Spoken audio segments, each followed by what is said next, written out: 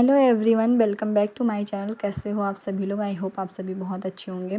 तो शाम के 4 बज रहा है और अभी मैं ब्लॉग अपना स्टार्ट की हूँ। तो थोड़े बहुत कपड़े थे मेरे यहाँ पे जो मैंने सोचा लाओ अभी धुल लेती हूँ। थोड़ा सा टाइम था एंड आयुष सो के उठ गया था, तो बस वो खेल रहा था तो मैंने सोचा लाओ मैं धुल लेती हूँ। वैसे ना इतना आसान नहीं रहता कपड़े धुलना, उसके साथ में बाथरूम में बैठना, क्योंकि वो ना फिर बाथरूम में आने लगता है। और इसीलिए मेरे आज कपड़े सुबह से रह गए थे क्योंकि ये जल्दी चले गए थे और मैं नहा के फटाफट आ गई थी। क्योंकि आयु डर लगता है ना, अगर आप बाथरूम जाते हो तो पता नहीं बाहर क्या कर रहा है ये।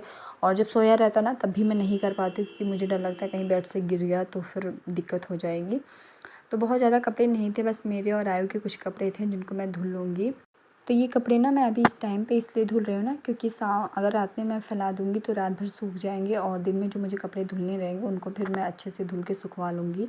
वैसे भी आज का ना थोड़ा सा मौसम ठंडा आ गया है, कपड़े इतनी जल्दी सूखते नहीं हैं और मैं छत पे धूप में लेके भी नहीं जाती हूँ क्योंकि मुश्किल होता है ना, छत पे फैलाओ फिर आयु के साथ में उतारना फैलाना बहुत मुश्किल होता है। इसलिए मैं अपनी बालकनी में ही जब से आए हुआ है मैं कपड़े फैलाती हूँ और वहीं पे सुखवाती हूँ। तो इसीलिए ये है ना कि रात भर अगर हवा थोड़ी सी भी चलेगी तो कपड़े सूख जाएंगे और दिन में जो भी कपड़े रहेंगे उनको तो सूखना ही सूखना है। तो बस इसीलिए मैं इसको फैला दूँगी, रात भर ये सूखेंगे और उसके बाद में फिर मैं दूसरे दिन नए कपड़े धुलूँगी। कपड़े वगैरह ना सच में बहुत ज़्यादा हो जाते हैं। इवन मुझे लगता है ना मेरे हस्बैंड से ज़्यादा कपड़े मेरे गंदे होते हैं क्योंकि दिन में 1-2 कपड़े मैं बदलती रहती हूँ। अभी शाम को नहाऊँगी फिर चेंज करके, और आयु के कपड़े तो हो ही जाते हैं। बच्चों के कपड़े मुझे लगता है सबके यहाँ 2-3 हो जाते हैं। तो इसीलिए मैं अब ज़्यादातर कपड़े हाथ से ही धुलना प्रेफर करती हूँ।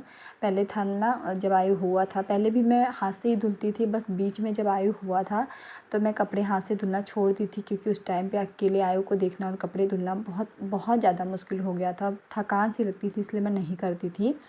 लेकिन अब मैं ज़्यादातर कपड़े अपने हों या आयु के हों सब हाथ से ही धुलती हूँ। बस मैं इनके जो कपड़े हैं वो मशीन में डालती हूँ और चादर वगैरह तो मेरी मशीन भी मुझे लगता है महीने में 1-2 बार ही चलती है और सारी चादर मैं इकट्ठा करके तभी धुलती हूँ, तो इसलिए बार बार चलाने की ज़रूरत नहीं पड़ती है। तो थोड़ी थोड़ी बचत करना मैं भी सीख रही हूँ कि कैसे बचत करना है घर में। और सही है ना, अगर आप जितने कपड़े धुल सकते हैं हाथ से उतना धुलना भी चाहिए। मुझे तो बहुत अच्छे से धुलना नहीं आता लेकिन फिर भी मैं कोशिश करती हूँ कि मैं जितने कपड़े हो सके सब हाथ से ही धुलूँ।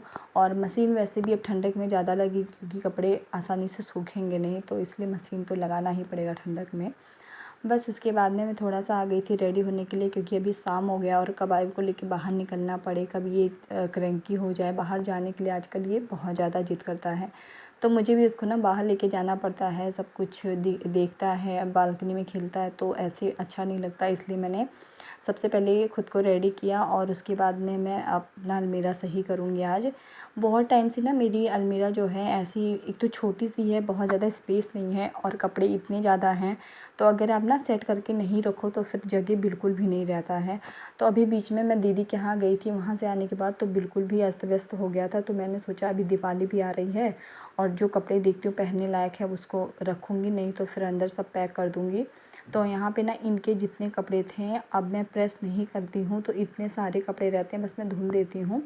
और प्रेस करने का मेरे पास एक्चुअली बिल्कुल भी टाइम नहीं रहता। अगर मैं चाहूँ भी तब भी मैं नहीं कर सकती हूँ क्योंकि आयु कभी मतलब करने ही नहीं देगा और फिर मुझे डर लगता है कहीं वो प्रेस वगैरह टच कर लिया तो फिर बहुत बहुत बड़ी प्रॉब्लम हो जाएगी। इसलिए मैं कपड़े इनके नहीं प्रेस करती हूँ।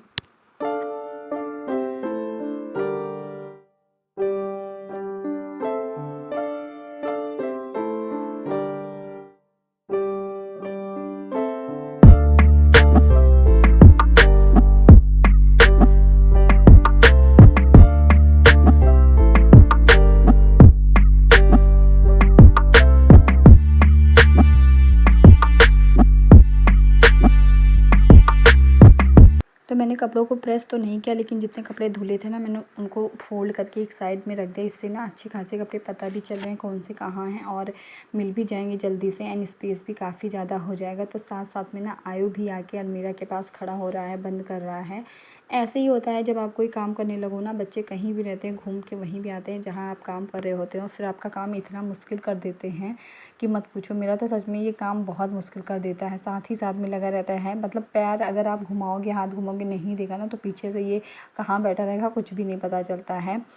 तो बस काम वाम थोड़ा बहुत जो मेरा था हो गया था। मैंने बस कपड़े फ़ोल्ड किए एंड मुझे ये था ना कि मैं बेड खोलूँगी तो उससे कुछ सामान निकालूँगी एंड रखना है, तो फिर मैंने वैसे ही सारा सब कुछ रख के फिर शाम को आयो को थोड़ा-सा मैंने सोचा लो मैं दूध दे देती हूँ, क्योंकि ये बहुत टाइम से दूध पिया नहीं था, सो के उठा था और ये आजकल दूध नहीं पीना चाहता है ऐसे, तो वैसे पीता है लेकिन बस 1-2 बार, तो मैंने सोचा चलो ट्राई करती हूँ, अगर पी लेगा तो अच्छी बात है।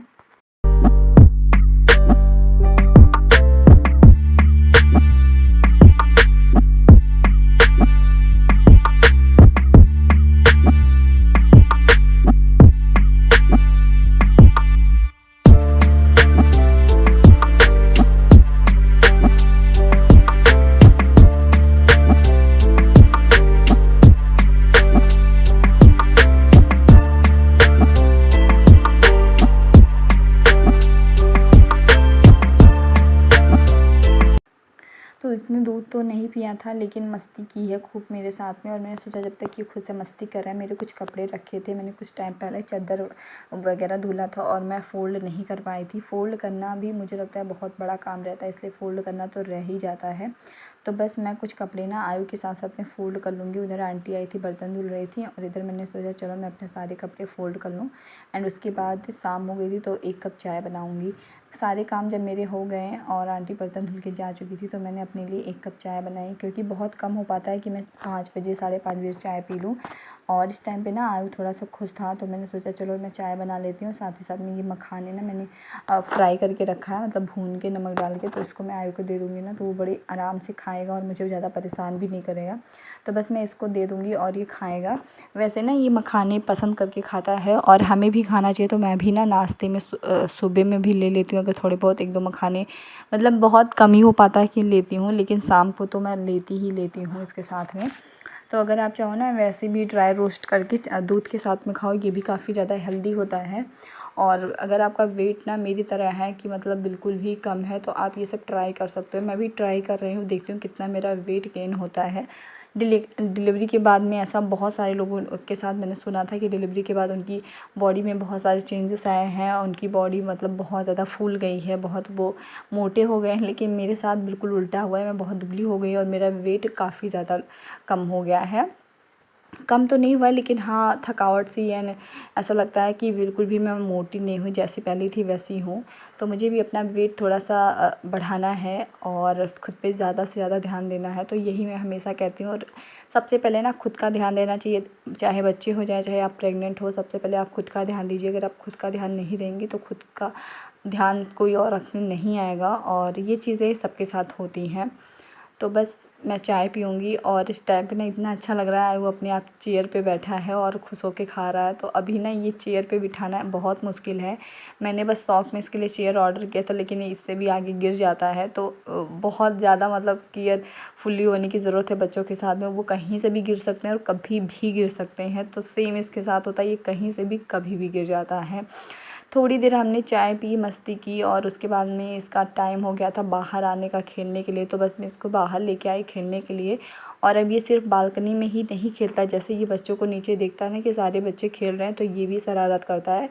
तो मैं बस आधे घंटे पौना मिनट तक रहती हूँ नीचे, और उसके बाद इसको ले आती हूँ, क्योंकि आजकल डेंगू बहुत ज़्यादा फैल रहा है और इसने स्लीवलेस पहना था, तो मैंने सोचा चलो मैं इसको अंदर लेके चलती हूँ, थोड़ी देर अंदर खेलेगा और उसके बाद में मुझे थोड़े बहुत काम थे तो मैं वो कर लूँगी।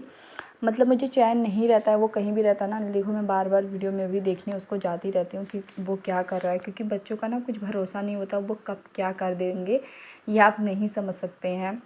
तो बस यहाँ पे ना पूजा के बर्तन मैं धुल लूँगी, मुझे दिया भी जलाना है और नहाने जाना है, तो मैं फटाफट अपने बर्तन धुल के उसके बाद जाऊँगी नहाने के लिए।